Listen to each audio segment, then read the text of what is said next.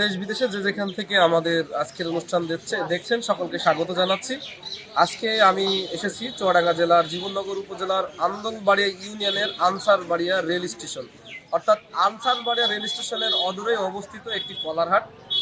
যদি আমি দেখাই, আমার পাশে দেখছেন যে এখান থেকে কিন্তু বৃহত্তর একটা কলারহাট। এই এলাকার যে সমস্ত কৃষক আছে যারা কলা চাষ করেন, তারা তাদের উৎপাদিত জমি থেকে এখানে কলা কিন্তু বিক্রি করার জন্য নিয়ে এসেছেন এবং এটা কিন্তু সকাল থেকে দিনভর এখানে কলা বিক্রি হয়ে থাকে। এবং যে সমস্ত কলা আছে বিশেষ করে ট্রেন যোগে এখানে যায়, বিশেষ ব্যবস্থা ট্রেনের, পাশাপাশি স্থানীয় বাজার বিশেষ করে খুলনা, ঢাকা, রাজশাহী সহ বেশ কিছু এলাকাতে কিন্তু এই এলাকার কলা বিক্রি হয়ে থাকে এবং সেখান থেকে কিন্তু যে সমস্ত ক্রেতা আছে তারা কিন্তু এখান থেকে ক্রয় করে বাংলাদেশের বিভিন্ন প্রান্তে কিন্তু নিয়ে যায়। তবে আজকে আমি কথা বলবো এখানে যারা এখান থেকে কলা ক্রয় করে বিভিন্ন জায়গায় বিক্রয় করেন তেমন একজন ব্যক্তির সাথে। আপনি এখানে যে কলা কেনেন, রেগুলার আসেন এখান থেকে? প্রতিদিন। এখানে কি কি কলা পাওয়া যায়? এখানে চাপা কলা, সর্বি কলা, বাইশে কলা, ঠইটে কলা, রং কলা সব পাওয়া যায়। এই জায়গা থেকে কলাগুলো আপনারা কোথায় বিক্রি করেন?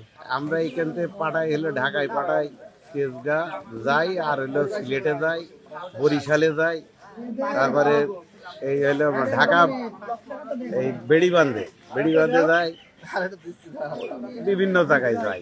আমাদের খুলনায় যাই, যশোর, খুলনা সব জায়গায়। আপনি কত বছর ধরে কলার ব্যবসা করেন? তা ধরেন 30-35 বছর হয়ে গেল কলার ব্যবসা করেন।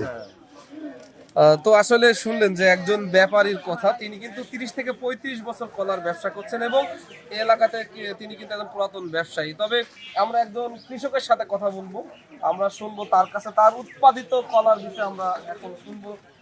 যে আপনি যে এখানে কলা নিয়েছেন, আপনার কতটুকু কলা আছে? কতটুকু কলা চাষ করেন? 2 বিঘা মতো আছে কলার চাষ। আচ্ছা, 2 বিঘা কলা আপনার প্রতি হাটে কি মানে তোলেন কত, মানে কতটুকু লোটে, কয় খাদি করে করেন মানে বাজারে? জি, ওই 20 খান্ডে 30 খান্ডে। আপনি এখানে যে কলাগুলো নিয়ে আসছেন, এটা কি কলা? এটি সরবি কলা। এখন কত করে মার্কেটে দাম পাচ্ছেন? কলা অনুযায়ী দাম 200, 300, 250, 400, 500 যেরকম দিই সেরকম দাম।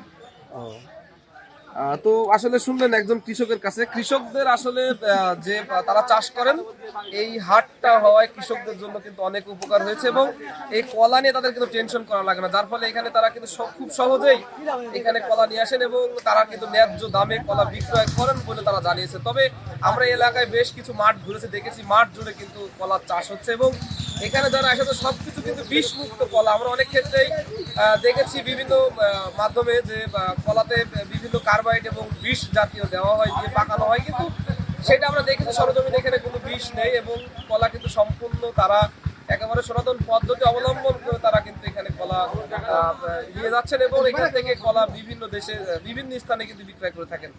তো আসলে এই এলাকাতে যে ধরনের চাষ হচ্ছে কলার চাষ এবং এই এলাকার কৃষকদের যে উপকার হয়েছে এই হাটটা হয়ে, তবে এখানে কৃষকদের একটা দাবি আছে, যদি যে সমস্ত এখানে দোকান পাশে সেগুলো যদি একটা স্থায়ী একটা হাট হয় তাহলে কিন্তু সবচেয়ে ভালো হয় এবং কৃষকরা যাতে তাদের ন্যায্য মূল্য পায় সেদিকে যাতে সরকার একটু নজর দেয়, সেজন্য কিন্তু তারা দাবি জানিয়েছে।